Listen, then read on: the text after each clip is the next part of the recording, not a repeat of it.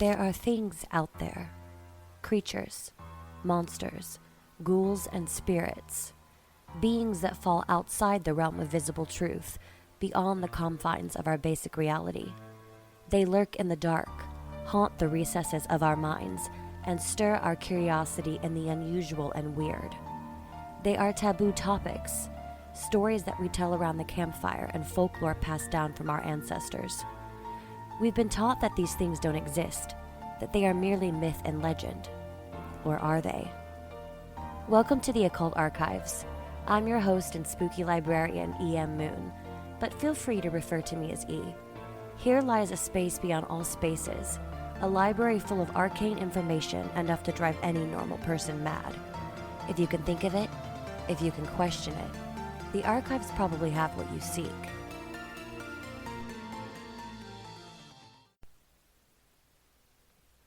"667 Children of the Beast, issue number 5. Friend or foe. It takes a great deal of bravery to stand up to our enemies, but just as much to stand up to our friends. JK Rowling.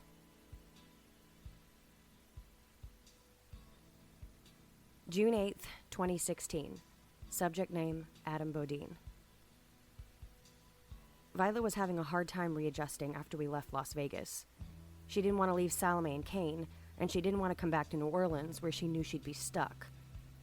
Thankfully, Josiah and the rest of the so-called council weren't at Cassandra's house when we got back. The only one they left behind was Jackie. We hadn't bothered to keep everyone updated like we promised, so they hadn't bothered to tell us where they were going either. We had, however, got quite the nasty phone call from Josiah once we landed back in New Orleans. Henri had remembered to text Cassandra on touchdown, but the welcome home call had come from Josiah himself. I happened to have the displeasure of answering that call. "Hello?" We had just pulled into the drive at the mansion when the phone rang, and Henri signaled for me to answer.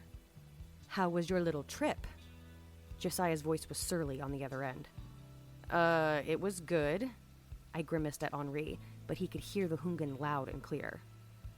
"Wonderful! I'm glad you're alive so I can chew out each and every one of you for leaving without my permission." Josiah's voice rose in volume. Even Violet, who had been laid out in the back seat, sat up at the roaring. "Josiah," I began, not sure how to broach the subject. "There was no time for me to ask for your permission, as you put it. There was an emergency and we had to leave."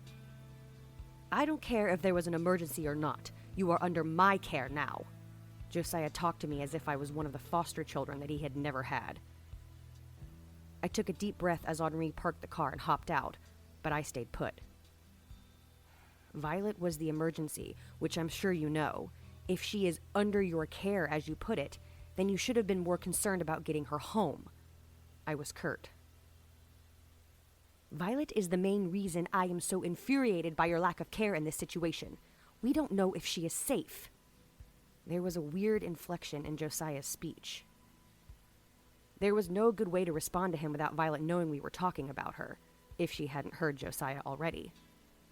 But before I could say anything, the phone was in Violet's hand as she climbed into the driver's seat next to me. "Hello, Josiah. I'm glad that you called since you are so concerned about our well-being. I'm fine, Adam is fine, and so is Henri.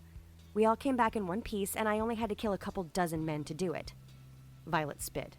I couldn't believe what she was saying. I heard Josiah start to raise his voice on the other end when Violet tapped the phone and ended the call.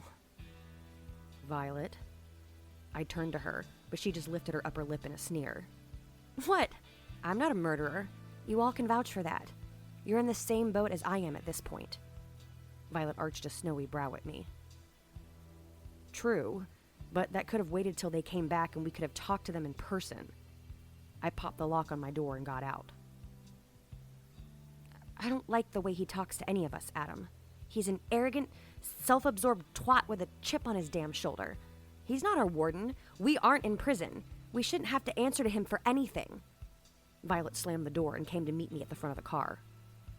She wasn't wrong. It was strange how Violet had become so confrontational in just a few days.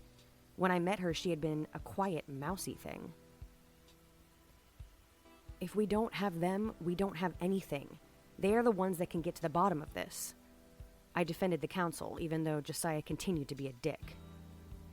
Oh, like they have already? Wait, that would be us getting all the information on whatever the hell it is that's going on. Josiah has done nothing but impede us from discovering who we are now. Violet skipped out in front of me to meet Henri at the stairs.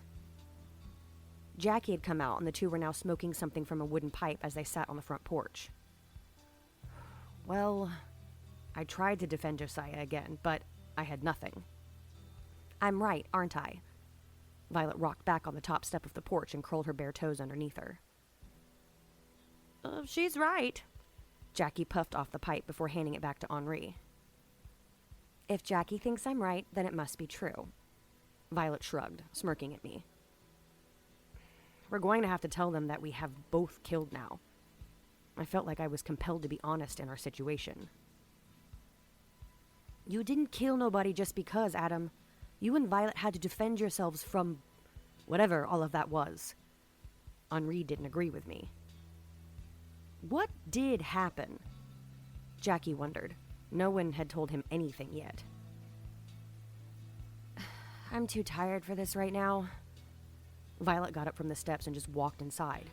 I wanted to stop her, but I couldn't move from my own seat. She didn't want me to follow her. Long story short, Violet is connected to more of us somehow and ended up in Vegas with two of them. She promised to help this guy, Kane, find his girlfriend, or whatever. Salome had been kidnapped by a group of loan sharks whose leader turned out to be a demon. I had officially said the word out loud. Well, there's those words again. Demons and angels. How did you know that's what he was? Jackie was unusually calm about the whole thing. Because he said so. He went by the name Merrick, but he told us that his real name was Shax. I went on a bit further. Henri's face went dark for a moment before he took his turn to speak. Shax. I know who that is. He's a goetic demon. A what kind of demon? The word was entirely unfamiliar to me. Goetia was the magical practice of invoking angels and demons, described in a 17th century grimoire called the Lesser Key of Solomon.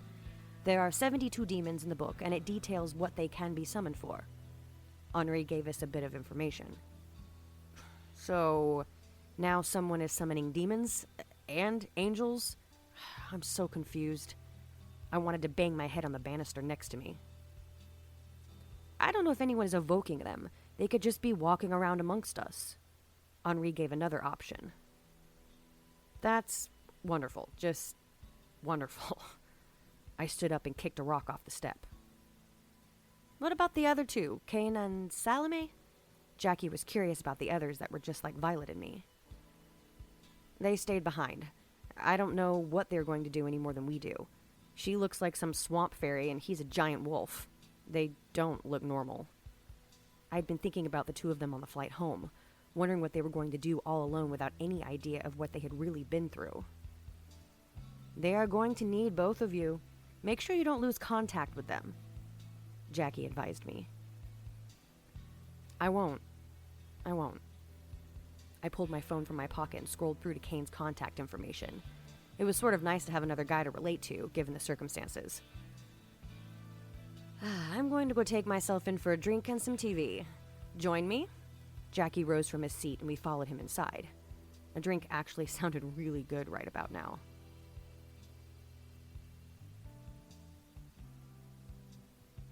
Violet's fine. She's asleep. Jackie joined us in the living room with 3 cold beers. I figured. She's kind of been through a lot these past few days. I replied. Boy, had she. If anyone deserved Josiah's trust, it was her.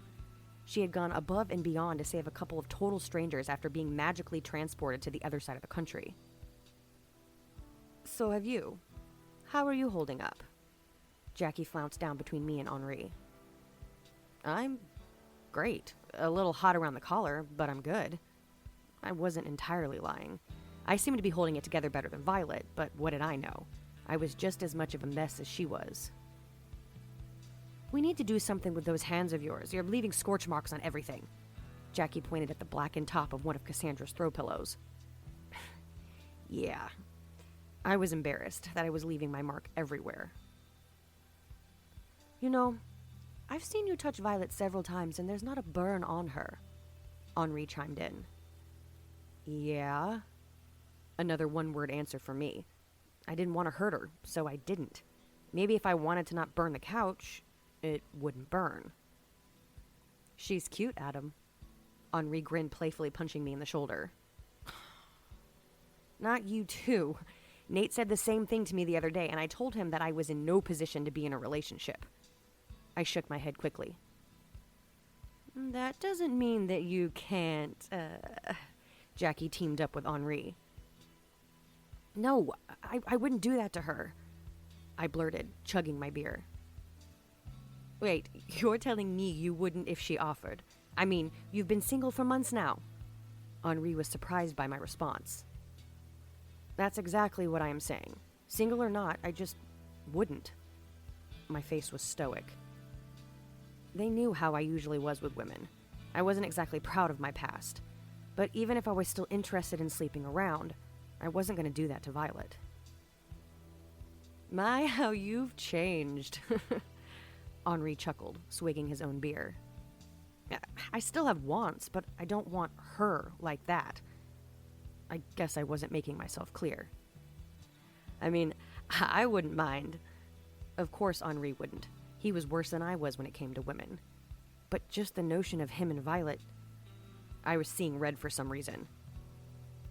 I don't think she's interested in you. I grit my teeth, sending sparks flying from my mouth. Henri noticed this too and quickly shut his own mouth. You're probably right. Henri covered his mouth with his beer and turned away. I settled myself and finished off my beer before it got too warm from my touch. Did you know that Kane is an IVF baby too? I steered the conversation down a different path. Another one? Jackie looked baffled. That makes 3. What about the other girl? I don't know. Never got to talk to her much, but Violet did. I assume that Salome probably was as well. Did Kane ever get to talk to his grandfather? Henri asked, but his guess was as good as mine. After we found out that Walter had passed, we all got out of there. Kane was in no emotional state to really talk about anything. He just promised to keep in contact. I don't know about that either. I hope that he did, though. I felt my eyes starting to get a bit droopy. Sleep was calling my name. Get some rest, Adam. You look ghastly. Jackie scooted his hip into me till I was forced to stand up. Where is everyone? I was careful not to rip the scales from my face as I rubbed my eyes. They all went to the cemetery yesterday and found something. They wouldn't tell me what, but said that they'd be gone for a while and wanted me to keep an eye on you, 3. Jackie gave the impression that he wasn't 100% happy about the arrangement. I wonder what they found. Henri was curious, but I was thinking about something else. Why wouldn't they tell you anything? I cracked my neck. Everything felt heavy at the moment. I don't know. It worries me, actually. I'm a bit irritated that they wouldn't tell me a thing. Jackie and I were on the same page. Keeping the Bodine boys in the dark as usual. Henri clicked his tongue. I'm about where Violet is with Josiah. He's mad that we just left without asking his permission, but they went off to investigate the crime scene and not bother to fill us in on what they found. There were the sparks again. Don't get all bent out of shape, Adam. We will know soon enough. Jackie finished his beer and shooed me out the door to finally sleep.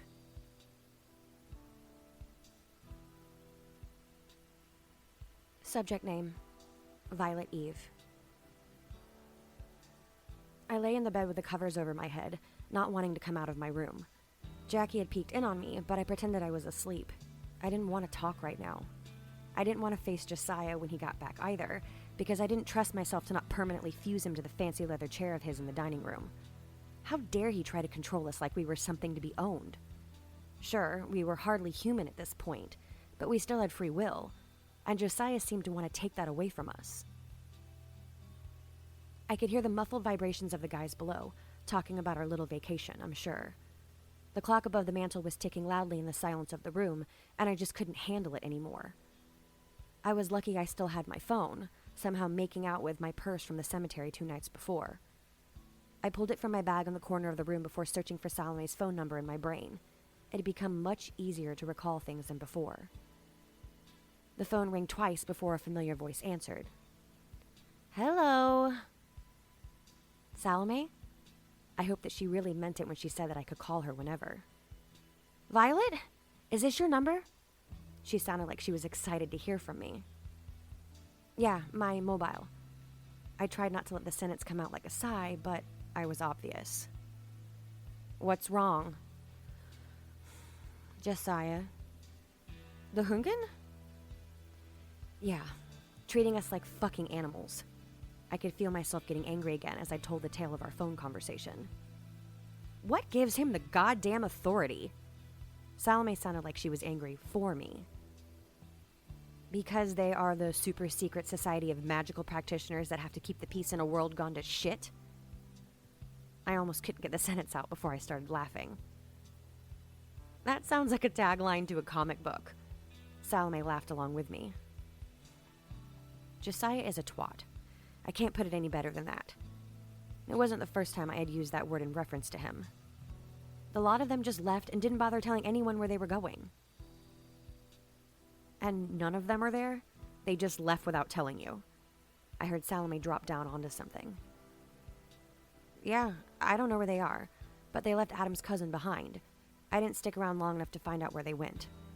I started to roam the room and went to rummaging through a chest of drawers, looking for something else to wear.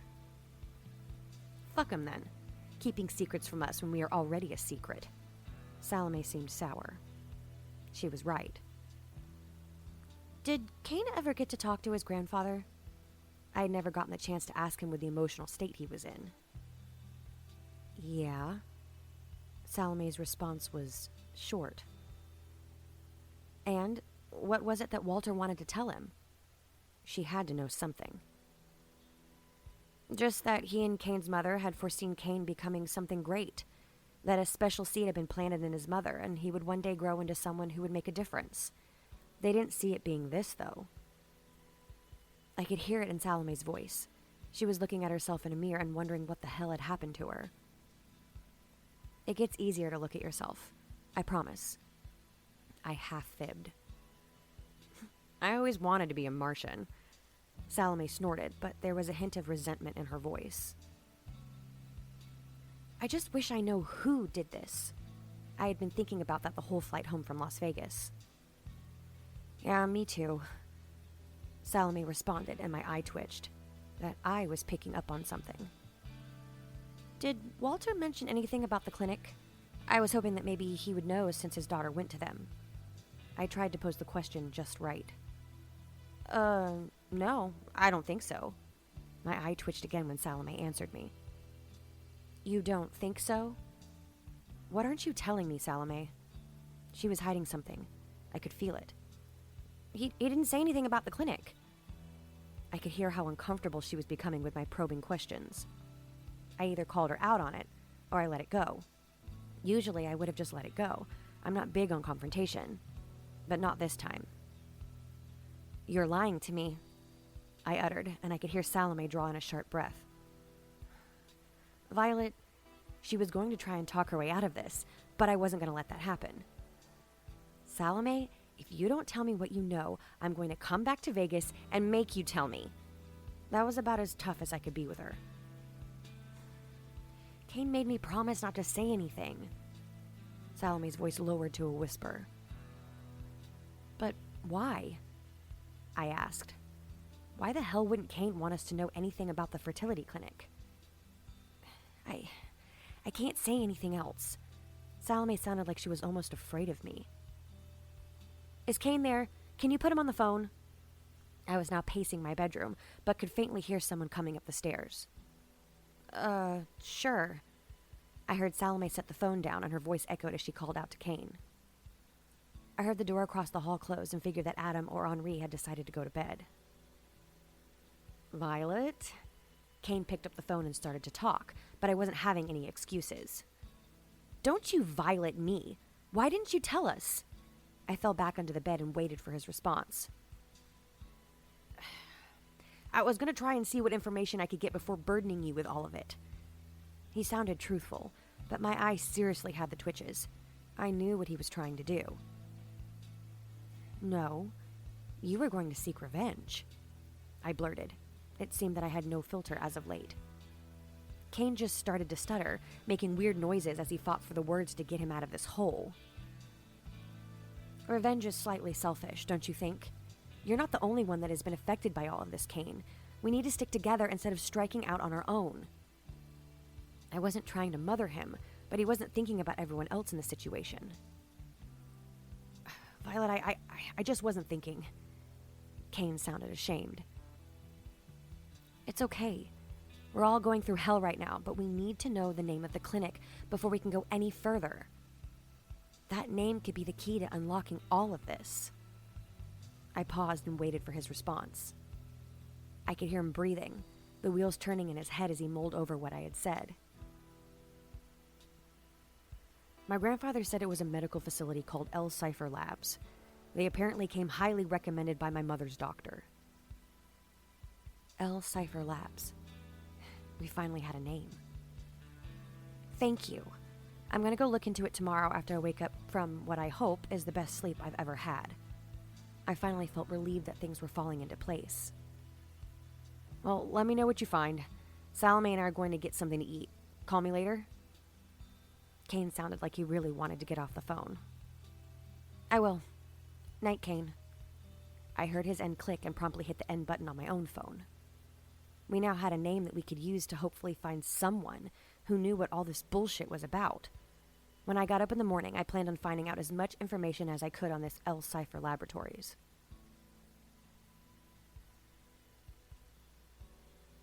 June 9th, 2016. Subject name, Adam Bodine. I woke up to what sounded like a rather heated argument somewhere downstairs. There were so many voices yelling at once that I wasn't even sure who was actually arguing. I sprung from the bed and pulled on my pants before hastily jogging down the stairs to the kitchen, where all the ruckus was coming from. How dare you talk to me that way? Josiah roared as I hit the bottom step and rounded the corner to the kitchen. How dare I talk to you in what way? Was I being condescending? Disrespectful? Because I'm pretty sure that I was only speaking the truth. Violet was standing a few feet away from Josiah, her arms crossed over her chest, still wearing that silly maternity outfit that Henri had bought her in Vegas. Josiah's eyes were bulging from their sockets as he sputtered, turning to Franklin and Leo for some sort of help. What the hell is going on? I was a little more heated than I had anticipated. I was tired of Josiah's shit just as much as the rest of them. I tried to approach Violet calmly about her abrupt trip to Las Vegas, and she just blew up at me. Josiah turned to me, his face screwed up in an expression that told me he was sugarcoating his initial words to her. He told me that if I couldn't obey the rules, that he would restrain me so I wouldn't be able to leave. Violet's milky white eyes were haunting as she tried to keep her cool. I looked towards the others in the room. Violet was the only female presence. Henri and Jackie were silent as they sat at the kitchen island. Franklin and Leo wouldn't even make eye contact with me. Why the hell was everyone so afraid of Josiah? Everyone except Violet, that is. Okay, I'm going to try and explain this as simply and calmly as I possibly can. Violet didn't purposefully leave. We did, however, because it wasn't safe for her to just be wandering around out there alone. Not to mention the fact that we came to you for help in the first place. Not to be locked away like sideshow attractions until you find a use for us. Violet isn't dangerous any more than the rest of us. She killed an angel. She killed demons. I killed demons too, but we did all of this to survive. We didn't choose for this to happen, and you can't punish us for that either. I was surprised that I had kept myself from just spewing fire all over Josiah's face and melting that gold tooth down to nothing. Wait, demons. What demons? Josiah's face took on a completely different expression. Apparently, no one had told him anything. I looked to Violet, who just pursed her lips, heaved a heavy sigh, and dropped her arms to her side. If you can stand to talk to me long enough without accusing me of anything, I can explain. Violet spoke much calmer now than she had been. Josiah didn't look like he wanted to even give her a chance, but a hard nudge from Franklin steered him towards the kitchen island. In a weird twist of fate, a dream about two people that I didn't even know brought me clear across the country. I was meant to meet Kane and Salome, people that are just like Adam and myself. I'll admit, I ended up getting in a little over my head because I decided to help Kane rescue his girlfriend from some loan shark thugs. But the doors that were opened, the things that we found out, they're invaluable. Violet kept her head cool as she laced her fingers in front of her on the counter. What is it then? What did you find? You still didn't explain the demons to me. Josiah's features had softened, but he was still up in arms. I let Violet take a break so she wouldn't continue to incur the wrath of Josiah. Kane had taken out a loan for the nightclub he owns from a man named Merrick. There were some issues with the payback, and Merrick kidnapped Salome. All of this happened after the two of them were affected by the same exact fog as us. We swooped in to rescue her and ended up fighting a bunch of gun-toting maniacs and a giant crane demon named Shax. Wait, excuse me? A crane demon. Josiah was completely baffled. Merrick was Shax in disguise. According to Henri, Shax is a goetic demon. Violet interjected, trying to shed a little more light on the situation. Henri must have filled her in on that little bit of information. Shax is a stork, by the way. There's a difference. Henri chimed in, looking a bit sheepish. Josiah cast him an icy stare, but Violet didn't let the conversation become heated again. Either way, he's a demon. Violet shook her head slowly. She had a funny look on her face, and she knit her brow and closed her eyes, that third one roaming around the room dauntingly. Vi, what is it? I came over to her, wondering what she was thinking. I think I may have made some more crazy connections. All of her eyes were open now when she faced me to speak. Besides our assumption that Jeremy is a demon, which is completely plausible right now, there are others that I've encountered that may also be along those lines. The man that attacked me my first night here, for one. Violet bit her thumbnail. She was attacked her first night here? Franklin looked a tad alarmed. She was, and I killed him. I had to be honest now. You've killed too! Josiah's reaction to me taking a life was much calmer than it had been with Violet. Accidentally. I happened to be walking past Canal Street when I heard a struggle. I went to stop this guy from doing something terrible when I accidentally snapped his neck. Apparently, I don't know my own strength. I gulped, afraid that Josiah was going to roar at me too. I think it comes with the territory. Violet widened her third eye at me. You were just trying to protect her. Josiah nodded at me, and I wondered if Violet was going to permanently glue him to his seat. Anyway, I had a dream while I was on the plane from Ireland. At least I thought it was a dream. Besides me, the only other person on the flight was a businessman native to the area. I didn't think about it at the time since I had no idea about any of this. Violet flipped her hair over her shoulder as she spoke. But he killed the pilot and the flight attendant and tried to ensure that I went down with the ship as it basically broke apart over the ocean. I woke up in New Orleans as if nothing had happened. I'm sure I must have made a ridiculous sound because everyone in the room was staring at me. Everyone but Henri. That doesn't make any sense, Violet. How are you here if the plane went down? Josiah seemed skeptical, but I thought I knew how all of it was possible. The thing that I do. I altered reality and I saved the plane. But whoever that man was, he must have been a demon or something. Violet was now studying me, her brow furrowed as she tried to discern why I had made that initial noise. Is that what you were doing? Altering reality? All of a sudden, Josiah was intrigued while his fellow council members just listened quietly. Henri seems to think that is what I'm doing. It makes sense. We all have special abilities, and that is apparent. Salome has the ability to cause decay. Kane can summon what Shax called hellhounds, and Adam is pure fire. I just happen to be able to alter the world around me to suit my needs. Violet was so calm it was almost unsettling. And these people, Kane and Salome, were they conceived like the two of you? Leo queried. Kane was. Still unsure about Salome, but with 3 out of 4, I assume she is too. I answered for Violet as her third eye twitched. She hadn't taken that eye off of me since my little outburst. Then the common denominator in all of this is whatever clinic you all were created in. Franklin pointed out. Well, of course. The only issue with this is we still don't have the name of the facility. Josiah bemoaned. He was right. We still had no idea who had created us. I do. Violet stated, lifting her face to the group. Wait, you do? I didn't understand. She hadn't mentioned it before now. How had she figured that one out? Yes. I called to check on Salome last night and my superhero senses went off. That was part of what Kane's grandfather had wanted to tell him. Violet confirmed before she went tight-lipped as she held her breath in hesitation. Well, let's have it, girl! Who's done this? Josiah stood from the stool he was perched on in anticipation.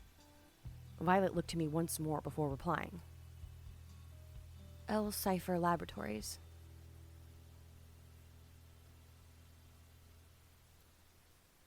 Subject name, Violet Eve. Adam seemed like he wasn't happy with me. After I let everyone in on my little secret, we went our separate ways while Josiah insisted that he would get to the bottom of this L. Cipher Laboratories business. But I had other plans. I escaped to my bedroom and didn't give anyone time to talk to me further. I had to figure out a way to get my laptop back. Sure, someone in the house probably had access to a computer or two, but I wanted my laptop, not only because it was mine, but because it had all my writing on it too. There was a possibility that it was still sitting in Jeremy's house, but there was also a huge chance that she had gotten rid of everything that I owned. I could just escape again and go over there, but that wouldn't be the smartest idea. My best shot was to figure out how to alter my own reality, like I did, and bring it to me somehow, along with the rest of my belongings. Think, Violet. There has to be a way. I tapped my forehead, careful not to poke myself in the eye again.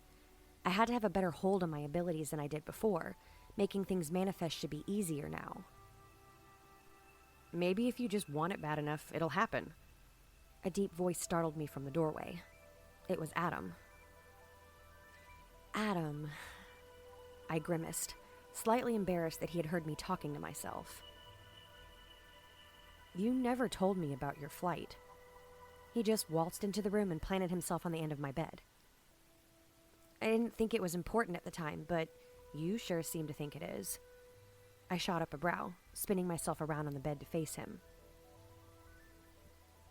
I dreamed about your flight, right before I met you. I had no idea that any of it was real. Adam's response was not what I had expected. That explained the weird noise he made down in the kitchen. You dreamed about me? I felt myself soften at his words, but I had no idea why he would have dreamed about me before we even met. But all of us were connected to one another somehow, so why not? I did. I couldn't really see what was going on in the dream because I was outside the plane, but I know it was you. He reached out to move a stray lock of snowy hair that had fallen over my eye. This is all so fucked up, Adam. I was going to look up L. Cipher Labs online, but I'm still without my computer and everything else I own. I hopped off the bed and went for my phone that was plugged up in the corner. You can use my laptop if you want, but I'm sure you'd like to have yours back, Adam offered, looking a little restless. That works for now, but I really do need to get my things back somehow. I'm tired of dressing like a new mum. I snapped the extra stretchy waistband of my pants. I'll get you my laptop and then we'll work out a plan to get your things back. Adam got off the bed and walked towards my bedroom door. Whoa, wait. While I appreciate you letting me use your computer, I don't think getting anything back from Missy is even plausible at this point. I warned him. It would be too dangerous if I couldn't just alter it back to me. Adam paused for a minute, tongue-in-cheek as he thought. I think I have an idea, but you have to make a deal with me. I let you use the laptop, but you're going to have to locate your stuff with that third eye of yours first. He pointed at me. Fine, go get your laptop and I'll work on locating things. I waved my hands at him so he'd get moving and I could have some peace. When he left, I started focusing on my room over at Missy's, but I was still so addled after the argument in the kitchen that I couldn't clearly visualize it. I hoped that if I could confirm that my belongings were still indeed at her place, getting them to me would go much smoother. But there had to be an easier way to do this, a simpler way to work this reality-altering gift that I possessed. I began picking through my purse, hoping that there was something inside that would link me to Missy. There was a tube of lip balm, my cigarettes and lighter, my wallet. My wallet. I snapped it open and began rifling through it for something in particular. Behind my old library card lay Jeremy's black card. "Ha!" I cried as Adam entered the room, his laptop in hand. "Ha? What just happened?" He opened the laptop and plugged it into the wall behind a small wooden desk in the corner. "I have Jeremy's credit card." I smirked, holding it up between my fingers. "And what do you suggest we do with that besides maxing it out?" Adam questioned me as he booted the computer. "I'm sure Jeremy would like it back, so let's give it to him. We could call Jeremy's number and say that the card was found at O'Neill's and ask him to come pick it up. Meanwhile, one of us could be waiting at his house for him to leave and then sneak in and snatch up all my luggage." It was a pretty good plan if I thought so myself. "We're still going to have to break in, and a guy that owns a black card probably has a really good security system." Adam pointed out a possible flaw in my plan. I don't think he does, but I still have my key." I dangled my key ring in front of his face, the little yellow bumblebee key right in the middle. "Well, shit. Now we just have to convince Josiah to let us send out a team." Adam rolled his eyes once he had the computer up and running and scooted off the stool he had been perched on. "He still hasn't told us what they found at the cemetery. Just tell him that he owes us this." I shrugged, sitting down in front of the laptop. "What if he tells me what they found?" Adam always found the one thing wrong with what I suggested. "Then we fucking go anyway. I need my things." I pointed at the door again for Adam to get going. "You're kind of bossy right now. You know that?" Adam half laughed as he ambled towards the door. "I'm just uncomfortable." I pulled at the lacy neck of my maternity top. "I can understand that. I'll go talk to Josiah. You look up this L-Cipher Laboratories." Adam narrowed his eyes at me as he finally left me alone to do one of the things I loved most. Research.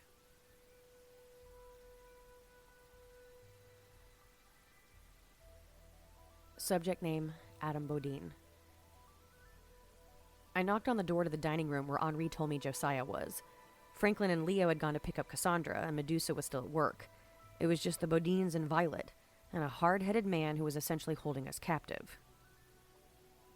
"Come in," I heard Josiah call as I cracked the door open.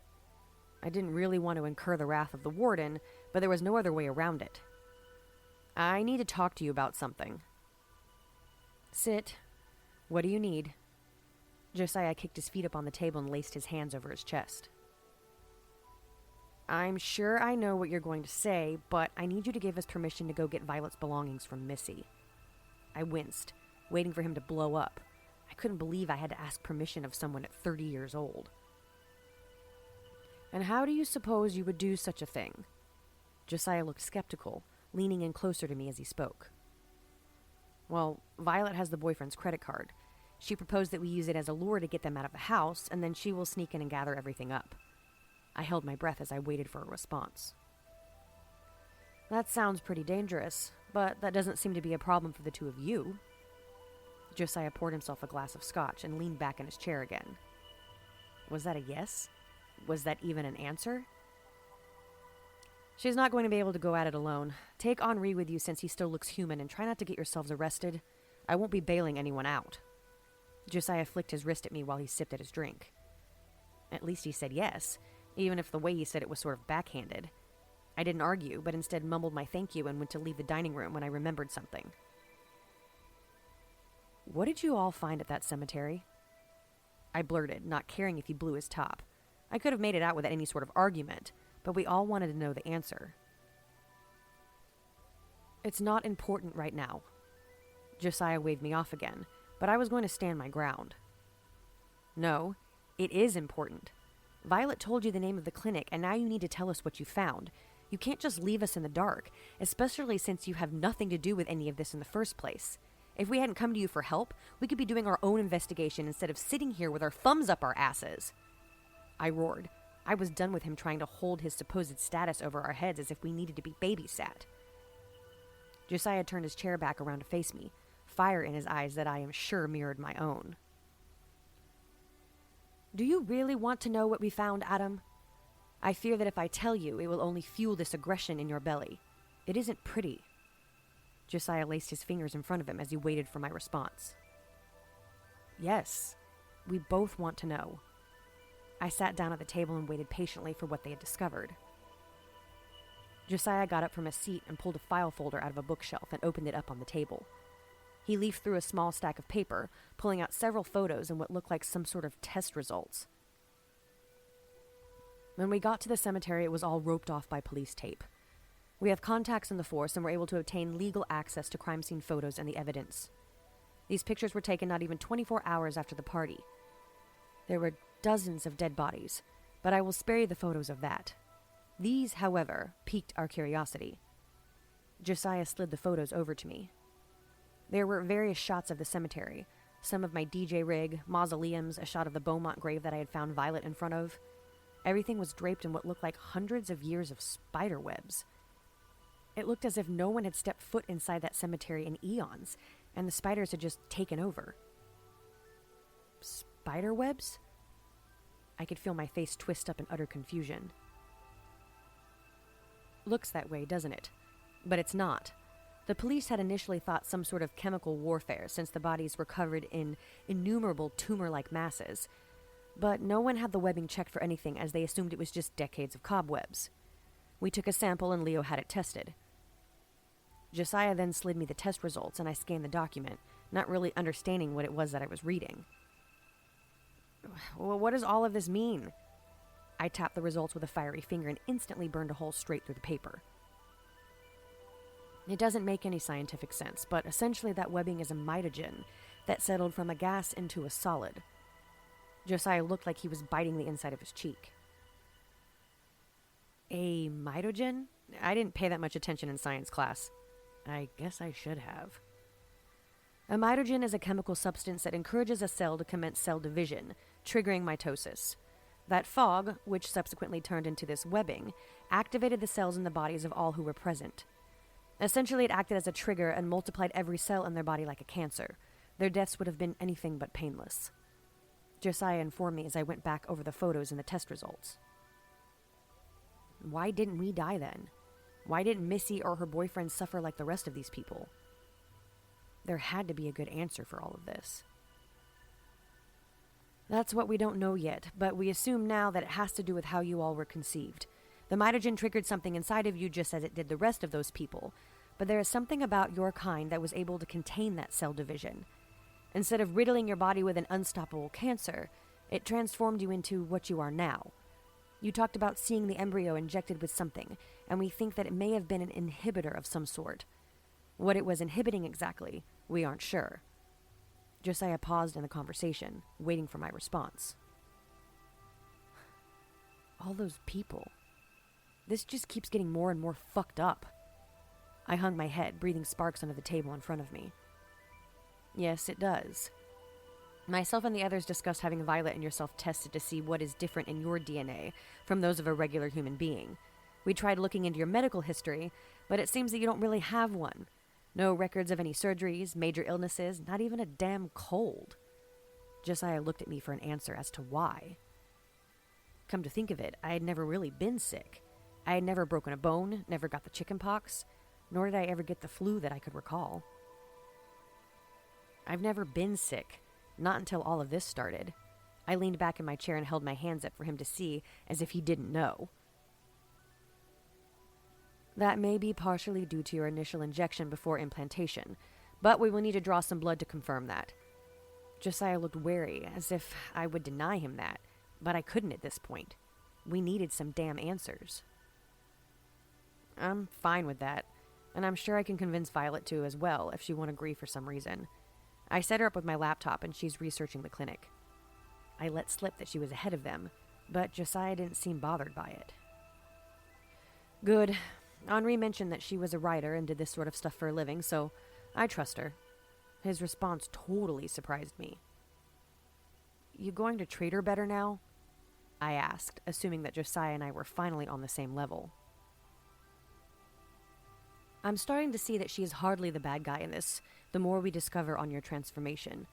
I have been a bit hard on her, on both of you, and I need to apologize for that.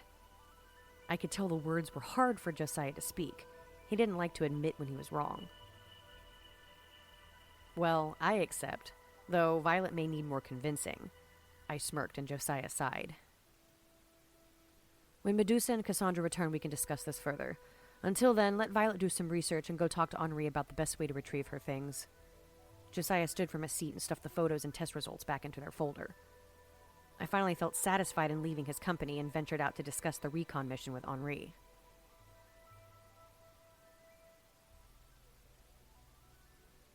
Subject name, Violet Eve. I was trying not to focus on the anxiety that was whipping terrible images and thoughts through my head. So much information had surfaced in such a short amount of time that I thought I would burst if I kept it all inside.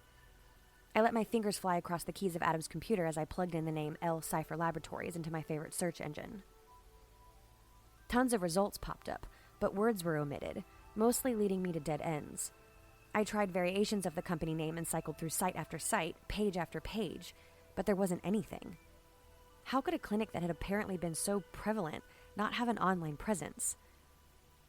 Maybe it was the fact that they were carrying on these little experiments and essentially creating an army of genetically modified beings. I say army as if there were more than just the 5 I knew of. But if there were that many just in this country, there had to be more elsewhere. Just when I was starting to lose hope, I saw an article that surprisingly had all the keywords I was looking for. It was dated over a year ago, but it could have been pertinent. I clicked on the link and it brought me to someone's personal blog. A blog I quickly recognized. Oh my God. I breathed as I scrolled down the page and a familiar picture met my eyes. It was my mother. In large red letters was the title, What L Cipher Labs Doesn't Want You to Know. I scrolled down a bit more to the text. It looked as if someone had altered the post, but wasn't able to pull it from the server. I write this with shaky hands, but I know it is something I have to make everyone aware of. L Cipher Laboratories is a prominent leader in reproductive biology and fertility. Or so I thought. I've kept my mouth shut for far too long, but I can't any longer. Do not, I repeat, do not do any sort of business with this company.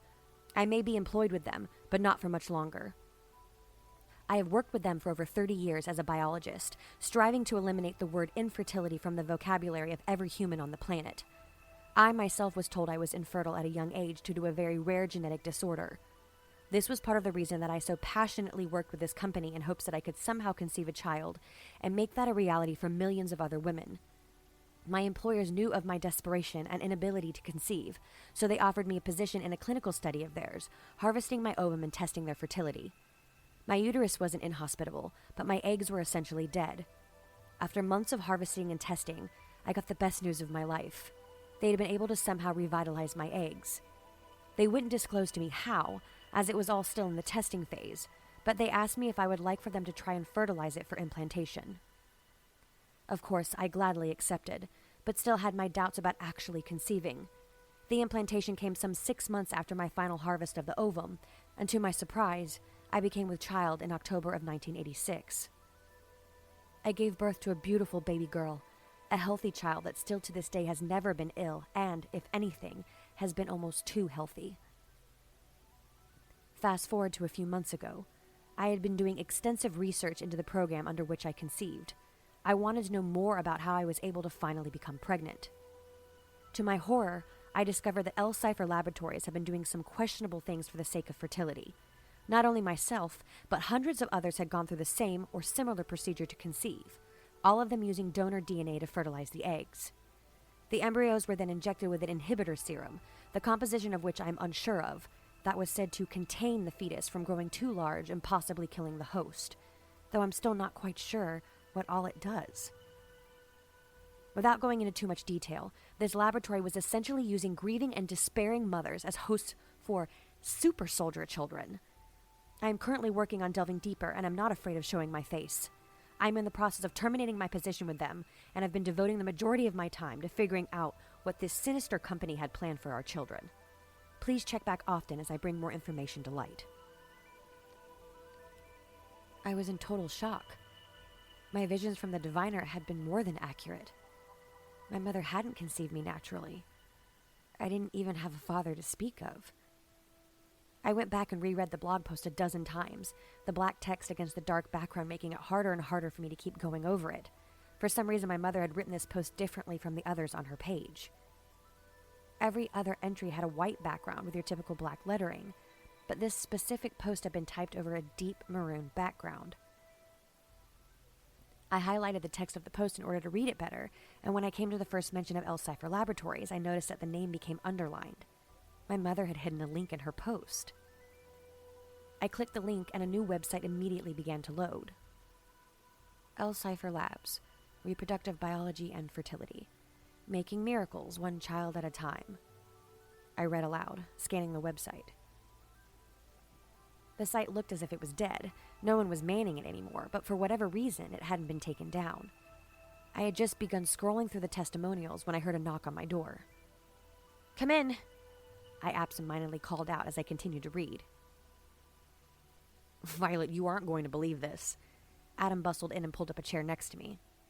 "I see you're not going to believe this, and I raise you a holy fucking shite," I bet Adam, pausing in my reading. "What did you find?" Adam laughed, scooting up close to me. The smell of sulfur on him was becoming commonplace. "This." I pointed at the screen as I continued to read the testimonials. "Shit, you found the website for L-Cipher Labs." Adam patted me on the back as he scooted closer to the screen. "I did, but it wasn't easy. I actually found this first." I switched over a tab to my mother's blog. "Rain Quirk?" Adam leaned in to get a better look at her avatar. "My mother." I breathed, highlighting the blog post so he could read it better. "Holy shit." He exhaled as he quickly scanned through the post. "An inhibitor serum. That must have been what I saw." And then it led me to their website. From what I can tell, it isn't active anymore, but something is just off about it all. I clicked back to the main page for Adam to read, and then back to the testimonial page. "Our patients can attest to our success." Adam scoffed as he replaced my hand with his and scrolled down the page. "I never thought I would be able to have children. My husband and I tried for years and years and still couldn't conceive until L-Cipher Labs. Dr. Lucinda was fantastic. She assured my husband through the whole process that we would indeed become with child. It was such a relief with all the praying about it we had been doing over the years. Sure enough, at almost 50 years old, I gave birth to a very strong and healthy baby boy. Thank you, L-Cipher Labs, for playing God when all else had failed." 50? That woman had a child at 50? Adam's serpentine eyes were wide in awe after he finished reading the first heartfelt testimonial. "That is rather incredible," I responded, moving on to the next one. "My husband and I were so desperate to have children. My sister already had 7 children, and I, not a one. We tried desperately to get pregnant, but nothing seemed to work, and it put such stress on our marriage. Finally, L-Cipher Labs answered our prayers. I gave birth to 2 perfect baby boys, having Dr. Lucinda by my side the whole time. Miracles really can happen with L-Cipher. Rachel, age 43. I read the second testimonial aloud. Something struck me as off with these endorsements. Let me read the last one. Adam cleared his throat and went on. Infertility was something that I knew at a young age. Even though we thought I was barren, L-Cipher Labs proved otherwise. Through her incredible methods of fertility, I was able to birth a strong boy with a head full of thick, dark hair. Dr. Lucinda had become more than a doctor to us. So much that I even took her suggestion not to cut my boy's hair and let it grow long. We live in an area where long, unkempt hair is frowned upon. My son has gone on to fight for his people and make our world a better place. Dr. Lucinda not only had great foresight, but she is a great person. This one is anonymous. He made a face, going on to click through the rest of the website. Wait. I stopped him. That story seems strangely familiar, along with the first 2 that we had read. I went back through and quickly reread them again. These are fake testimonials. I finally spoke. I had read these stories before. How do you know? Adam turned to me, questioning my intelligence. Because these are basically stories from the Bible. I tapped at the paragraphs on the screen. Sarah was Abraham's wife who gave birth to his second son, Isaac. Rachel was Jacob's wife, and the last seems like it might be the mother of Samson. Like Samson and Delilah? Adam was catching on. Yes, her name was never mentioned in the Bible, hence the anonymous part. I explained. How the hell do you know all of this? Adam asked a question that he had already asked a dozen times before. You keep asking me that as if I haven't already told you. I read a lot and research everything, I commented, ready to move on. Let's see if we can find a way to contact them and get more information, because this site is pretty simple. I clicked on the Contact Us tab and began scrolling through. They have clinics in 38 countries? Oh, there's a phone number. Adam stopped my scrolling and pointed at the screen. I tossed him my phone and had him dial. I had never been one to do well with making random phone calls. Adam punched in the number and held the phone to his ear. It's disconnected. He frowned and hung up the phone. I went ahead and read the last page. Look at the clinics they have listed below. I pointed at the bottom of the screen where 3 maps were labeled for just a few of their many clinics. New Orleans, Las Vegas, and Salem. Adam scoffed. 2 out of those 3 clinics we knew of from experience, so to speak. I went back to the top of the page and noticed the button link for the patient application. I clicked on the link, figuring that it could possibly give us something of import. But it was even more than I expected. What the hell is that? Adam scrunched up his face as the link began to load. The link hadn't taken us to the patient application. Instead, it directed us to a hidden page on the website with some rather alarming text that I began to read out loud. I don't know how long this will be up. Eventually someone is going to complain that the application link isn't working, so listen to me closely.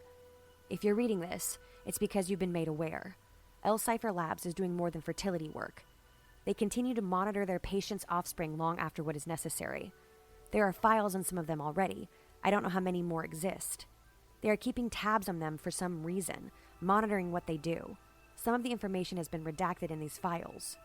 What are they hiding from us? Click the link below to take you to my blog. I'm aware that it is extremely public, but that's the point. People need to know. Patients need to know. The children conceived in these labs deserve to know. I was almost breathless as I finished reading the cryptic text on the page. What the fuck, Violet? Adam's jaw was practically dropped. I hovered the mouse over the red button with the words L-Cipher exposed. Click it, just do it. Adam urged me as my hand shook on the mouse pad. What would I find if I did click on that link? Would I even be able to handle what I saw? I swallowed hard as I finally clicked on the button, and the page redirected to a popular blog site. L-Cipher Labs Exposed glared back at me in a blood-red font. There was a slew of posts about demonology, a few alien pictures, some occult artwork, but at the bottom was the blog post I was looking for. Patient profile, number 001. An anonymous someone sent this to me. It seems to have redacted information on it, and it isn't a complete file, just a few pages. Why is L-Cipher Labs keeping tabs on the offspring of their patients? We are hoping to receive more information like this in the future. I read the post aloud, hovering over the PDF link for patient profile number 001. My hand was practically shaking as I struggled with the decision to click or not. Adam grabbed the laptop and slid it closer to him, clicking on the file without me. I watched as it took a second to load, and when it finally came up, I felt myself stiffen in my seat before I slithered from the chair and straight under the desk. Adam hoisted me back up and positioned the computer back in front of us as I nervously peered back at the screen. Is that me? I sputtered, pointing at the picture of patient number 001. It sure as hell looks like you. Adam's voice was steadier than mine, but I could hear the slight uneasiness in its tone. I forced myself to look fully at the screen and took over the mouse pad from Adam. There was a partial file, my file, from L-Cipher Labs. It was something that I had not expected. I mindlessly began to read the file. Name, Violet Eve Quirk. Information redacted. Daughter of Rain Eden Quirk. Information redacted. Status. Information redacted. Age 25. Height 125 centimeters. Weight 57 kilograms. Nationality Irish. Information redacted. Race Caucasian. Eye color green. Hair color, texture, style, auburn, curly, long. Glasses or contacts. Glasses for reading. Birthmark. Star-shaped mark on skull. Hometown. Newcastle, County Down, North Ireland. More information redacted. Current residence, Belfast, Ireland. Occupation, bartender at the Cock and Crow, Belfast.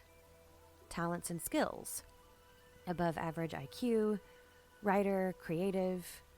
More redacted information. Distinguishing features, thick red hair, bright green eyes, freckles across the bridge of nose, short stature, under 155 centimeters. Health, good health, as expected. Hobbies, writing, crafting, reading, painting, sculpting, research, dancing, mostly creative arts. No shit. Strengths and weaknesses. Smart, quick-witted, compassionate, empathic, anxious, fearful, self-doubter, low self-esteem, anger issues. Introvert or extrovert. Obviously introvert. Does the patient believe in God? To an extent. Patient is agnostic, leaning towards older religions, polytheism. What are the patient's spiritual beliefs, if any? Believes in karma, doing good for the whole, honoring nature and the life it bears, similar beliefs to most nature-based religions. Does religion or spirituality play a big role in the patient's life? Yes, she seems to have a draw to less restrictive religions, wanting more freedom and acceptance than most monotheistic faiths. More redacted information. Oh, notes. Subject seems to be doing quite well after her mother's passing. Her anger and anxiety were under control before this event, but still seems to be holding steady. Body isn't showing any signs of abnormal growth, sickness, or other mental health issues, sans the anxious behavior. Everything seems to be on track as far as her development. Struggling financially, but she is headed back in the right direction. Association with some sort of redacted name is still positive. They've been watching me. My jaw dropped. The information was minimal and not exactly up to date, but it was the redacted parts that had me questioning what they were still trying to hide. You're subject number 001. I wonder what my number is. Adam was thoughtful, but I was still thinking about my file. My mind is blown. Is my brain showing? I mumbled, rereading the file over again. You're fine. Adam patted my head and I swatted his hand away. I want to know what is under these black bars. I feel like there are pieces missing and the answers could be right under these inky black devil lines. I hissed, tapping the screen a little too hard. That is something we can figure out later. Adam bookmarked the pages of import and closed the laptop. Josiah agreed to let us get your things. I already talked to Henri and everything is set up. He's going to meet Nate at the bar and then call up to Missy's and try to get everyone out of the house. Adam got up from his chair and beckoned for me to follow. There is no surefire way to make sure everyone is out of the house, but I'd rather face Missy than Jeremy. I got up after him, still barefoot and dressed in hideous maternity clothes. Do you want to wear something of mine? Adam asked. He could tell that I was completely distressed with what I was wearing at this point. Don't worry about it. I'll have my own clothes soon enough. I breezed past him and out the bedroom door before he could offer me anything else. Subject name, Adam Bodine. Nate! I skittered across the floor and slid up to the bar where he was wiping it down, while Henri followed closely behind me. Dude! He hollered and came around the bar to hug me. He seemed a little beside himself. Everything okay? I pulled him away from me and studied his face. Someone came in here looking for Violet yesterday. I think it may have been Missy. Nate took a deep breath but didn't look any more at ease. What did you tell her? I knew that Nate would never give away our location, even if he knew where we were actually staying. I don't know. Nate shook his head slowly, looking very confused. What do you mean you don't know? That hadn't been the response I was hoping for. She must have Jedi mind tricked me or something. Nate sheepishly chuckled. Think, Nate. What did you tell her? Now I was getting worried. What could he have told Missy? I don't know. Maybe I told her about the Crescent City Shaman. I can't remember. Nate backed away from me and went back to the bar as he lowered his head and began wiping it down again. My shop. Henri's nostrils flared as he thought about what could have possibly happened to his pride and joy. Change of fucking plans. I sighed loudly. Henri, go check on the shop while I deal with this. I came around the bar and Nate ducked as if he thought I was going to hit him, but I yanked him up by the collar of his shirt instead and plopped him on the countertop. Hopefully nothing happened to the shop, but you are going to make this right by helping Violet out. Whatever you need me to do, he winced, still prepared for me to strike. You are going to call Jeremy and say that you found his black card here at the bar and he can come pick it up. I tried to let him know as little as possible. But then he'll know where I work. The panic in Nate's voice was evident. He already knows where you work, Nate, because he hired you for that party. Plus, Missy was already in here interrogating you. I flicked him in the forehead. But I escaped that whole ordeal. Isn't he going to question how I survived? Nate was now visibly shaking as he reached under the bar and pulled out a newspaper. He tossed it to me so I could read it. Cemetery party ends in tragedy. I read the headline aloud before silently moving on to the story. A night of fun and celebration quickly turned into chaos Sunday night at a historic cemetery just outside the city of New Orleans. Many partygoers arrived at the cemetery June 5th for what seemed like some sort of birthday party, when it took a turn for the worse. At least 50 people were found deceased just inside the cemetery gates. Causes of death are unknown at this time, but police officials are saying it was likely a mass suicide, masquerading as just another riotous party in the outskirts of the city. There are no witnesses as of yet, but the New Orleans PD is working tirelessly to shed some light on the tragic situation. I slammed the paper down and drug Nate off the bar. See? He thinks we're all dead. Nate snatched the paper up and stuffed it back under a shelf that housed the beer glasses. I don't think he does. This says at least 50, but there were way more people there than that. He has to know that some people got out alive. I patted him on the back. Exactly. And if the cops think that it was a mass suicide and Jeremy knows that people left beforehand, he's probably going around trying to silence everyone that didn't die at that party. Nate was visibly sweating. I don't think he's worried about that. His whole goal was to release that fog and turn the ones that were meant to be turned. He may have even known about Violet and me. The bar is opening soon, so if we get him down here after there are a few patrons kicking back some brews, I doubt that he'd try anything. I tried to reassure him that it was safe. Fine. Give me the number. Nate gave in. Here's the card. Call the number on the back and then we'll get a hold of him. Just tell him that you found the card while cleaning up the bar and ask him to come get it. I slid the credit card across the bar to him and he pocketed it. Where are you going? Nate wondered as I turned to leave. I have to go check on Henri and then meet up with Violet. I have faith in you. I winked at him and slipped out the front door.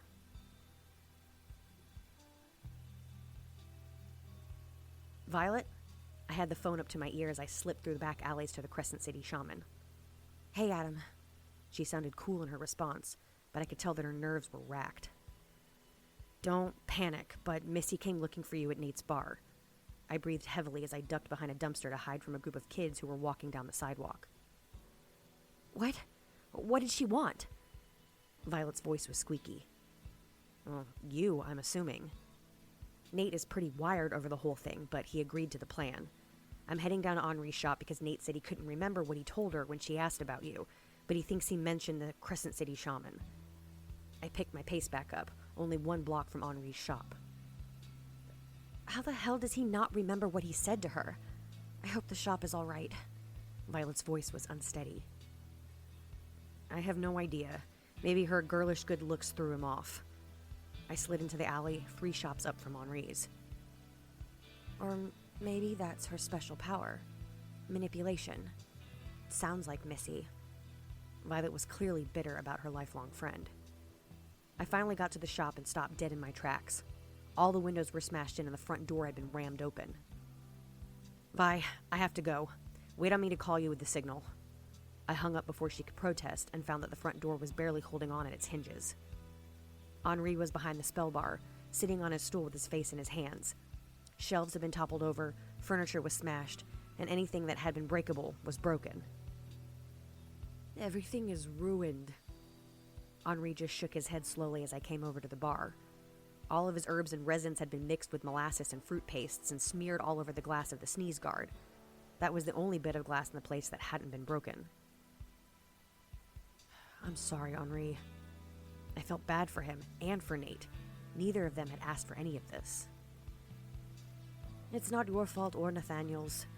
I can't tell if they were looking for something or if they were just trying to send a message. Henri tried to scoop up some of the gloopy herbal mess, but it just stuck to his hands. I could have sworn he was crying. Call the cops and at least have them come and tape everything off so no one raids the place. I'm just waiting on the call from Nate, and then I have to be off and help Violet. Besides, I don't think you'd want me here when the cops come anyway. That would be a whole mess on its own that we didn't have time to clean up. As if it were a cue, my phone rang, and I answered it to a very distraught Nate. Hello? Adam, I called him and he said he'd be here around 5. I don't know if Missy will be with him or not. Nate sounded like he was going to have a mental breakdown. Just stay calm and play it safe, I warned him, eyeing Henri as he listened in on the conversation. But what if Missy makes me tell them that I saw you and know where you are? He was definitely fidgeting on the other line. Then you tell her that you saw me, but you don't know where we are, and I'm not going to tell you for your safety. It was the only thing I could do for him. But I know that you're up to something involving them. Nate's voice pitched so high I had to pull the receiver away from my ear. But they don't know, so they won't ask. Nate was going to give us away before we even got anything done. Just stay calm. I'm calling Violet now, and we will get things handled ASAP. Nate whined a goodbye, and I made haste with dialing Violet. Seriously, call the cops. I have to get going before Nate totally blows our cover. I patted Henri on the shoulder as Violet answered and ducked out the front door.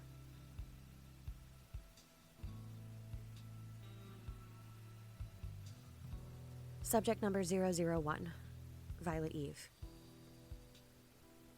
I patiently perched, hidden in the foliage of a giant oak tree just outside Missy's house. The minute I saw her through the window in the living room, I started crying. She didn't look any different than she had when I had gotten to New Orleans. Yet something was off about the way she moved around. It was almost as if she was in a daze, traipsing about the house like she hadn't a care in the world. Jeremy pulled up in his fancy black Mercedes not long into my sting operation, and I watched the two converse for a little while before Jeremy's phone rang and he answered it. I knew that it must have been Nate calling about the credit card, and I waited patiently for him to leave again. My phone started vibrating in my pocket, and I answered it with a hiss. He just left. I figured. Nate just called me. He's freaking out, though. Adam responded. He sounded like he was running. Well, Missy is still here, so she's our only problem right now. I'm sure we can handle her better than he can, I whispered, still peering through the window as Missy kicked off her shoes and flopped back on the sofa, most likely watching an episode of her favorite reality show. I'll be there in a few minutes. What's the plan? Adam asked. I honestly don't know. I was hoping that she'd have left with him. I felt embarrassed that I didn't have a better answer. Figure it out then. I'll be there in 10. Adam hung up, sounding like he was possibly irritated with me. What was I going to do? I couldn't just barge in there and demand my things. She'd probably try and kill me, and I wasn't prepared for that. I could try and lure her out, but I didn't know what good that would do with the amount of stuff I had to get out of there. But couldn't I do whatever I wanted? Couldn't I just make my stuff appear out here and run off with it without her knowing? Violet! A voice hissed up at me. I lost my balance on the tree limb I was poised upon and promptly tumbled to the ground. If I had had the time to think, I would have stopped myself, but I didn't need to. Adam caught me effortlessly. Good reflexes. I sighed as I let my heart rate slow down after my fall from the tree. Thank God. He chuckled, still holding me in his arms. You can put me down now. I laughed back nervously as he gently sent me upright on the ground. Did you figure out how to get your stuff out of there without her knowing? Adam questioned as the two of us snuck closer to the house. I mean, I could try and poof it all out here, but I still haven't gotten a complete handle on this little gift of mine. I peered through a side window to see Missy still lounged out in the living room. Maybe we should have waited till later in the day so we had the cover of darkness. Adam's tall frame was crouched down next to me as he spoke. Probably, but it's clearly too late for that, I responded, inching my way towards the back of the house where I knew my former room was situated. Adam crawled along behind me till we came to my bedroom window. Luckily, the blinds were open, and when I peeked in, I could see my stuff still neatly tucked away in the corner, my laptop bag on top of everything. It was as if Missy didn't even care that my things still occupied a space in her house. I tried the window, hoping that my luck would hold out and it would be unlocked, but to my dismay, it wasn't. Try that window. Adam pointed above me to the left at the bathroom window. It's a bit above my reach, don't you think? The window was at least half a meter above my head. I'll hoist you up. Adam tugged me over to him and gripped my bare feet, balancing me on one hand like we were a couple of acrobats. The window was actually open. It was open because I had balanced on the tub and cracked it open to have a cigarette the first night I had gotten there. Since I had been the one that opened it, you'd think that I would have remembered what was on the other side. I pushed the window up as silently as I could, but I lost my balance as I crawled through and fell right into the antique bathtub with more than an audible thud. Ah, son of a... I cursed, rubbing my chin that I had cracked on the lip of the bathtub. I ungracefully pulled myself upright and hung from the edge of the window to speak to Adam. What are the chances that she didn't hear that?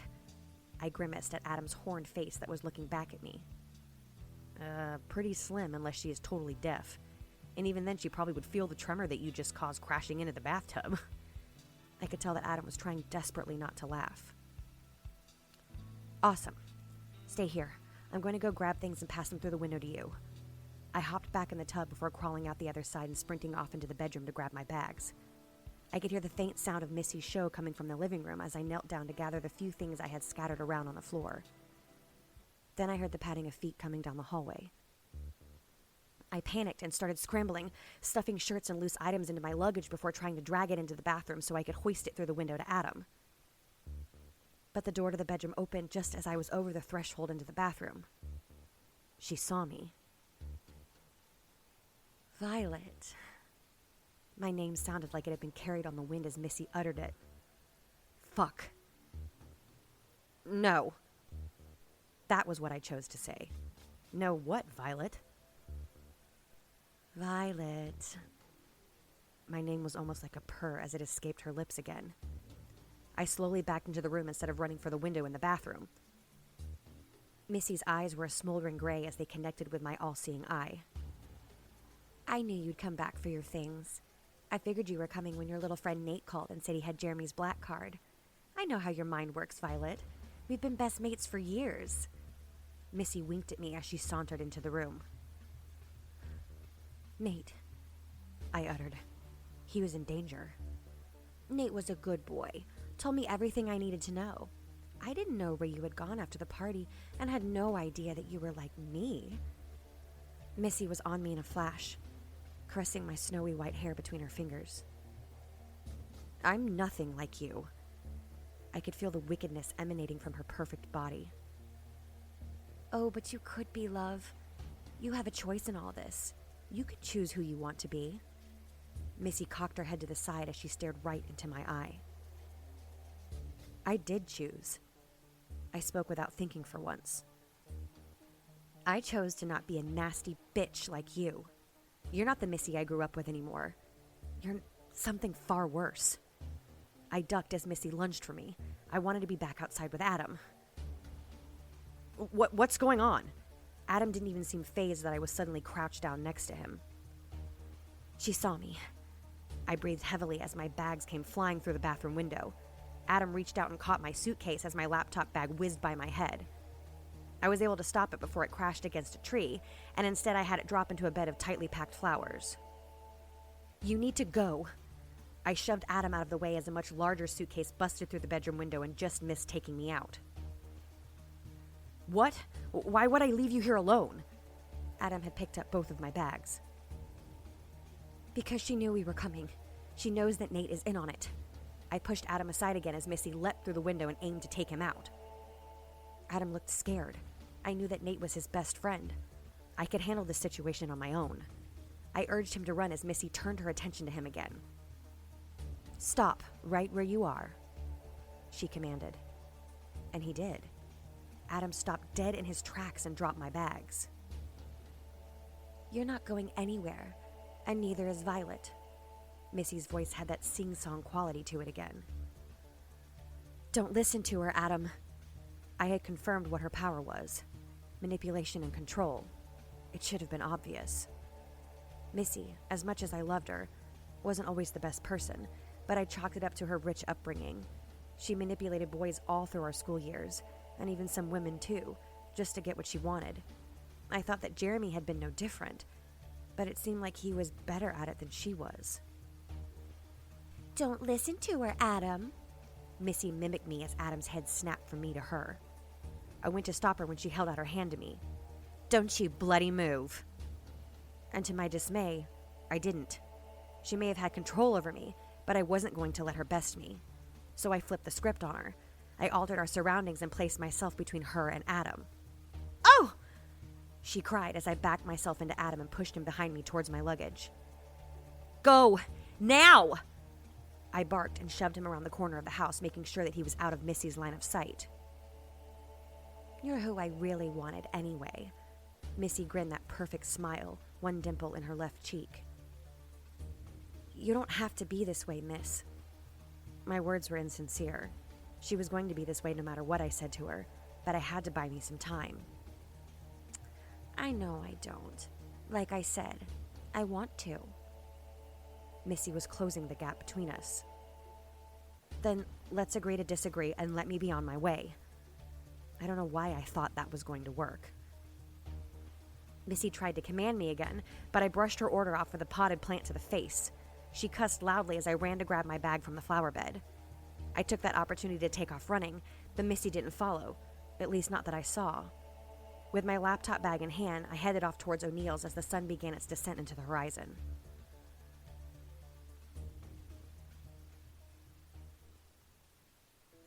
Subject name, Adam Bodine.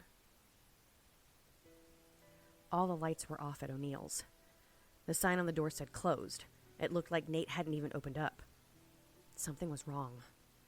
It was very unlike Nate not to be open during his regular hours, and I became increasingly concerned when the door was unlocked as I tugged it open. A light flickered above the bar, showing me strobing images of broken glass and pooling liquor. Chairs had been toppled over and tables splintered as someone had wreaked absolute havoc in the bar, just like they had at the Crescent City Shaman. I didn't want to call out to Nate for fear that whoever had done this was still here. I didn't know if I would be able to contend with a demon Jeremy. I needed to check behind the bar, though. I had this sinking feeling that I would find something I was hardly prepared to see.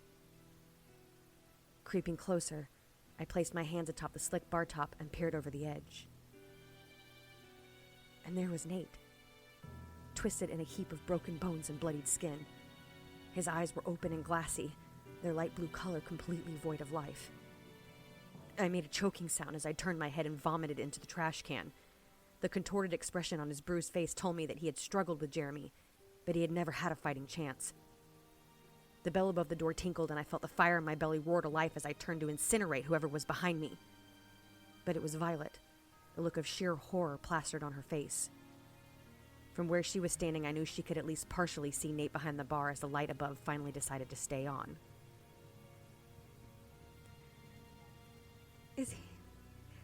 Is he? Violet's voice came out shaky as she put her fingers to her lips with a furrowed brow. I just nodded. I wasn't even sure I could form the words to tell her he was indeed dead. Adam. Tears welled in her eyes as she just looked at me dumbfounded. I could tell that she felt guilty, that she felt like this was all her fault for suggesting that we use Nate in our little plan to get her stuff back. Violet, don't. I went to stop her, but she just word vomited. I never should have suggested using him, and all for a piece of electronic rubbish and a few articles of clothing. Violet just shook her head wildly as she swallowed her words. It isn't your fault. You didn't know they'd come here looking for us. I didn't know they'd go to Henri's either. I tried to console her when she yelped. Henri! Oh my God! You need to make sure he's all right! The tears were now streaming down the dusty lilac skin of her face, creating little rivulets of color as they ran from cheek to chin. I grabbed the phone and quickly dialed Henri's number. It rang longer than I liked before my brother finally answered. Did you get what you needed? He answered the call with a question. Henri, Nate's dead. I didn't know how else to say it. What? I could tell Henri was in disbelief, but we all were. I think Jeremy killed him. We got Violet's things, but I don't know what to do. Do I call the cops? My hands were shaking as I held the receiver to my ear. Violet was still standing by the door, practically twisting her shirt into knots as she choked back tears. No, don't call the cops. They'd arrest you and Violet on the spot. Sit tight. I'm going to call Josiah. Henri warned me. You need to get out of the shop if you're still there. He may come for you next. I had to fight myself to keep from looking at Nate again over the bar. The image of his mangled body was seared in my brain. I'm already gone. Just left. I made us a few things that may be helpful in this. Just sit tight and wait for my call. Henri hung up and I let the phone slide back into the cradle. What do we do? Violet had come up to the bar but shielded her face from what was behind it. Henri says stay put. He's going to call Josiah and figure out what to do. I instinctively pulled Violet close to me, mostly to keep her safe, but partially because I couldn't stand to see her cry. This can't be happening. I can't believe it. Violet mumbled into my shirt as she gripped the fiery flesh of my forearms. Her touch felt cool against the flames. Neither can I. My response came out choked. I led Violet over to a table that was still standing and pulled out a chair for her to sit. She laid her face down on the top of it, and I watched as her shoulders heaved up and down in silent tears. Violet was beside herself, and I had let my full attention focus on her to the point that I almost didn't hear the tinkling of the bell above the front door. He served his purpose. That silky voice made my skin crawl. Missy was standing by the bar, shielding Nate from us. Rage took over. Pure, unbridled fury ripped forth from my belly, and I came at the woman like some sort of wild beast. Stop! Missy calmly held her hand out to me, and I felt my feet become cemented to the floor beneath me. I guess I have to work a little harder with you two. I tried my hardest to pick my feet up. I could feel the heat filling up my body as the rage inside me bubbled over. If I didn't get to Missy and tear her a new one, I was sure I would combust. A sound like roaring fire began to ebb from my mouth as I struggled with making my own body obey me as opposed to Missy's commands. I wondered why Violet hadn't come to my rescue as I twisted my body around to see what she was doing. There was a reason she hadn't leapt up to help me. Jeremy had her pinned to the table, her face pressed harshly against the top as he shoved his palm into the back of her head. Now, look at me, Missy hummed, and I felt my head spin back around to face her. I could hear Violet struggling behind me, and then a loud slap as Jeremy must have hit her in the face to keep her quiet. That sound alone elicited a guttural scream from me as I still tried to will myself free from Missy's hold. Don't worry your beautiful head about Violet. She's going to be fine. You, on the other hand. Missy curled her fingers toward herself as she beckoned me over. And I obeyed. Despite my intense want to turn her into ash, I felt my legs pick up and walk right over to her. Look at her. Missy commanded me to turn my attention back to Violet. She's chosen her path. Violet doesn't understand what she can do. She can make everyone bow before her as I do.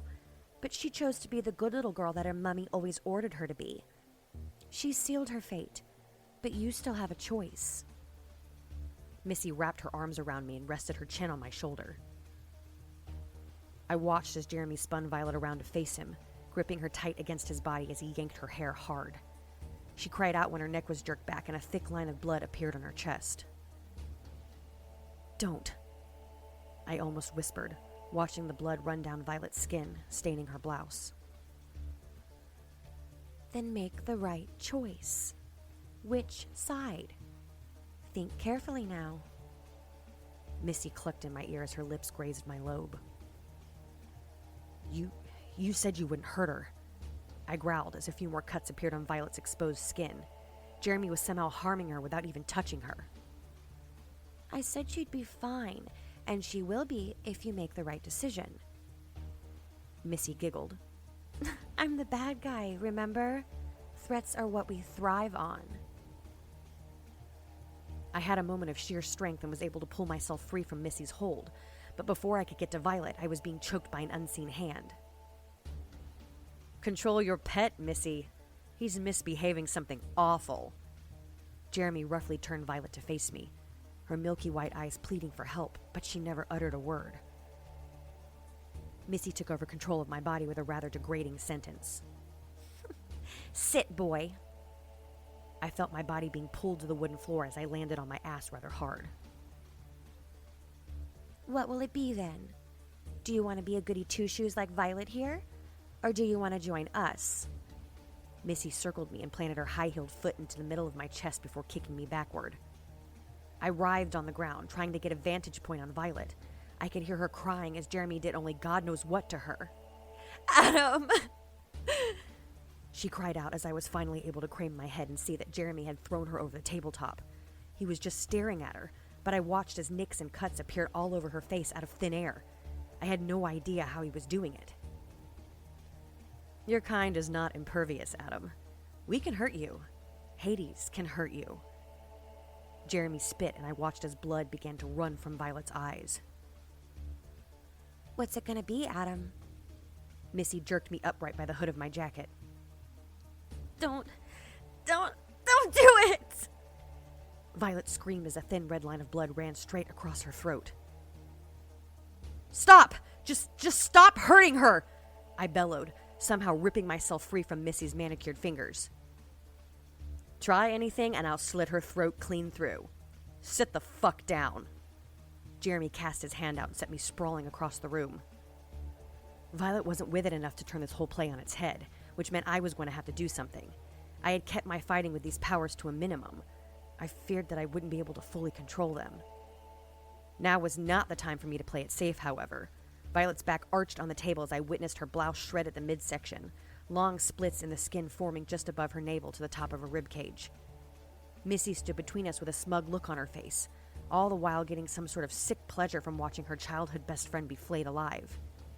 That was the last straw for me. The fire that had been churning in my gut spewed forth. I threw myself at Missy and grabbed her by the face, squeezing it so hard I figured that her head would pop like a melon. "Stop! I command you to stop!" She grit her teeth as she tried to manipulate me once more. But the fire in me was too strong. I felt my arms heat up like molten rock until everything was so hot that I waited for flesh to melt from bone. The charring began on Missy's cheeks and slowly crept out towards her temples and along her jaw. The fire became hotter, and she began to scream, her hands flying to my wrists as she futilely tried to pry them from her face. "Jeremy, please!" she begged as chunks of bleached blonde hair began to catch fire at the root, sizzling as it fried the strand in a shower of sparks. "You can't get yourself out of this one, Missy?" What a surprise. I was rather surprised myself by Jeremy's return. Missy's neck was now black and sparking with embers as her clothing caught fire like a wick, and the mess of synthetic material fused to what was left of the flesh on her body. She was clawing at me like a feral cat, but I held steady as I glanced over to check on Violet. Jeremy still had her pinned, but he was more interested in watching me kill his girlfriend. I could see the sockets of Missy's eyes and where her lips had begun to peel away from her teeth as the fire kept burning throughout her body. There was no more controlling me. I released my grip on her face and shoved the palm of my right hand directly into her crumbling face and ignited her whole body aflame. There was no telling if she was screaming or if it was just the whining sound made by the heat escaping from the pits in her blackened bone. I had her. She wasn't going to live through this. But Henri had to go fuck it all up. He burst through the front door with Josiah and Kane right behind him. They had barely made it through the door when Jeremy pinned all three up against the wall behind the bar. Henri caught sight of Nate's body and averted his gaze as they tried to free themselves. "Have you all come to watch your friends?" Jeremy stopped, addressing them when he noticed Kane. "Another one. You just keep bringing them to me." He laughed joyously. By this time, Missy had fallen in a heap on the ground, but when I went back to finish the job, I saw that she wasn't as burned as she should have been. She thrashed about as she dragged herself to her feet, trying to get the damaged joints to cooperate. Kane fell from the wall and came crashing through the bottom of the bar. Jeremy dragged him over to the little gathering we were having, stopping him dead against the table he was holding Violet hostage on. but he had taken his attention off of Violet as he crossed the room to stand in front of Missy. He pushed me over to where Kane lay and took Missy's face in his hands, albeit much gentler than I had. You did well. You brought me 3 of them. But I don't think you're cut out for this, darling. Jeremy brushed a singed lock of golden hair from her bulging blue eyes. I'll do better, my sweet. It's just hard. This is all still so new to me. Missy defended herself as one eye wandered over to me. I watched the raw muscle of her brow crinkle as she scowled. You either have it or you don't, Missy. And you don't have it. Jeremy clucked, mimicking my hand-to-face action. What are you going to do, Jeremy? I love you. I can fix this. Missy pleaded, now visibly scared. You can't fix this mistake. Jeremy leaned in and kissed her scorched cheek before straightening his arm and standing back. Violet vaulted over my head, ready to stop him, but she was too late. A bright blue light erupted in Missy's face. A light so strong that as it brightened, it seemed to visibly push everything in its wake away from the pure energetic force. Missy just seemed to blow away in the wind as the light, obviously much stronger and hotter than my fire, made her disintegrate before our very eyes. I reached out and pulled Violet down beside me, shielding her sensitive eye from the blast. When the light subsided, there was nothing left of Missy. Or so I thought. A strange mass of skin lay at Jeremy's feet as he crouched down to scoop it up. He looked as if he were just about to say something when Violet was on him. There was no time to react on Jeremy's part as he physically poofed before he was even able to open his mouth. What did you do? I was in disbelief. I sent him far away from here. Violet's eyes were wide, tears streaming down her face as she held her hands out. The skin that Jeremy had picked up from the floor was laid out in her palms. Josiah rushed over while Henri stayed back behind the bar and Kane lumbered up behind me. What is that? Josiah peered over Violet's shoulder. I think it's the skin from Missy's hands. Violet choked down the words. I came to get my own look. It indeed looked like someone's palm print. What the hell would a demon want with the palms of her hands? Kane looked almost disgusted by the mess as Violet handed them over to Josiah, who wrapped them in a cloth napkin. He wasn't a demon. Violet shook her head, closing her eyes. You're going to tell me that Jeremy wasn't some sort of demon like Shax? I asked incredulously. How did she know that he wasn't a demon? He sure as hell seemed like one to the rest of us. The angel of death tried to take the flesh from my hands too. Violet held her hands out again, and you could see the slight scarring where they had healed from her encounter with the angel back at the plantation house. You think Jeremy is actually an angel instead? Josiah's eyes wildly flitted about Violet's face as he tried to read her for information. I think he is. Violet was almost reluctant to respond. What the hell did we do to deserve this? I thought back to the information we had discovered earlier in the day. I think we broke a mold. I think we were created for a reason, and these angels and possibly demons too, they don't want us messing up the gig they have going. Jeremy used Missy to rope us in so he could do to us what he had planned on doing to her from the beginning. I don't know if the skin is some sort of trophy, or if it's a way to prove that he has smote one of us. Violet looked a bit dizzy, and I made sure to cradle her before she went down to her knees. Get Violet out of here, Adam. I need Kane to stay and help me with Nate. Henri had come back around the bar, blood on his hands and the knees of his pants. I lifted Violet in my arms and did as I was told. You'd have thought I would have had enough of that for one day. Josiah led us out to the car, and I carefully entered with her still in my arms. I sat her down on the leather seat, and she heaved a heavy sigh as she laid her head on my shoulder. Where did you send Jeremy? I whispered to her as Josiah started the engine. I sent him home, but he'll find his way back. Violet spoke, her eyes now closed. And where the hell did Kane come from? That was another question I really wanted an answer to. I brought him here. Salome, too. She's at the house right now. I didn't know if it would work, but I didn't have the strength to fight. I knew they'd help. Violet sounded exhausted, so I figured I would stop the conversation for now. I still had to tell her about the mitogen business Josiah had gone over with me earlier, but I figured it could wait. I threw my arm around her shoulder, pulled her into my jacket, and just let her resume her crying as Josiah drove us home. As you just heard, I clearly decided to retell this issue in one single podcast episode. I do apologize if it's a tad long. Do you guys prefer longer or shorter stories from the Archives episodes? Let me know on Facebook. You can find me there at facebook.com/The Occult Archives. I'm also on Instagram at The Occult Archives Podcast and on my website, author-emmoon.weebly.com. You can also become a member of the Archives on Buy Me a Coffee for as little as $3 a month, or you can just tip me and buy me a book for as low as $1. The more you interact with me on social media, the more likely it is for me to be seen, and that helps bring you more spooky content. But that's all for tonight's Stories from the Archives episode. Until next time, lock your doors, salt your windows, and remember, it's okay to sleep with the lights on.